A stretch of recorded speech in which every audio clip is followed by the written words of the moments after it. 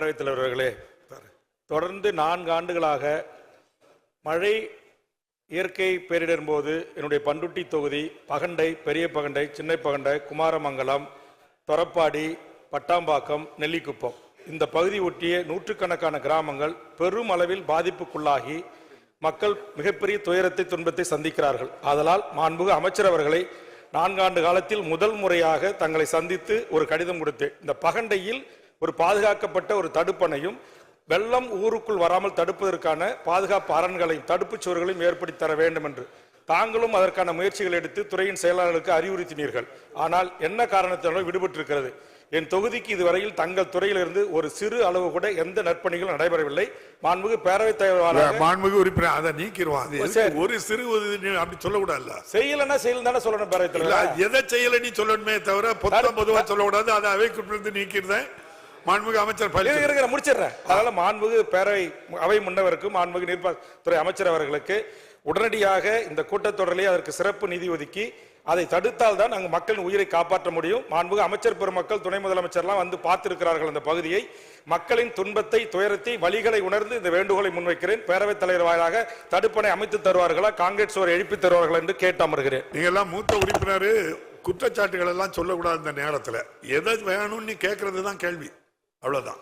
மாண்புமிகு அமைச்சர் பேரவைத் தலைவர்களுடைய உறுப்பினர்கள் கேட்டுக்கொண்டு இந்த தொடர் கூட்டத்தில் நிதி ஒதுக்குறதெல்லாம் நிதியினுடைய வழிமுறைகள் அறியாமல் உறுப்பினர் சொல்றார். உங்கள் கோரிக்கை ஏற்றுக்கொள்ளப்பட்டிருக்கிறது. அடுத்த நிதி ஆண்டில் நிதியை பொறுத்து, ஆதாரத்தை பொறுத்து உங்கள் கோரிக்கை நிறைவேற்றப்படும். மாண்புமிகு உறுப்பினர் பிச்சாண்டி 4 வருஷம் நிதி இல்லை. மாண்புமிகு பேரவைத் தலைவர்களே, என்னுடைய கீழ்பண்ணாத்தூர் தொகுதியிலே துறிஞ்சலாறு என்ற ஒரு ஆறு ஓடுகிறது. அதற்கு ஏற்கனவே சட்டமன்றத்திலே கோணலூரிலே ஒரு தடுப்பணை கட்டுவேன் என்று அறிவித்திருந்தார்கள். ஆனால் இதுவரை அது கட்டப்படவில்லை.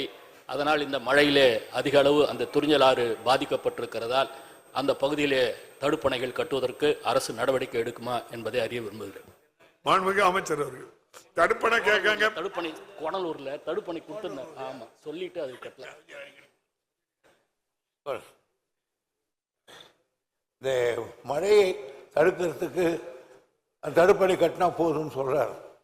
இந்த காலத்தில் வர்ற மழையை பார்த்தா தடுப்பணை அணையே நிற்க மாட்டேன். இருந்தாலும் நம்முடைய அந்த ஊர் நிலைமை எனக்கு தெரியும். எனவே பிச்சாண்டியுடைய கோரிக்கை அரசு சீரியஸாக எடுத்துக்கொண்டு கவனிக்கப்படும்.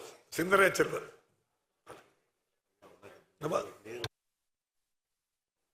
மாண்புமிகு பேரவை தலைவர் அவர்களே, கடலூர் மாவட்டம் காட்டுமன்னார் கோவில் வட்டத்தில் ஆதனூர் என்கிற இடத்துல கொள்ளிடத்தின் குறுக்கே ஒரு பாலம் கட்டப்பட்டு திறப்பு விழாவுக்கு தயாரான நிலையில் இருக்கிறது.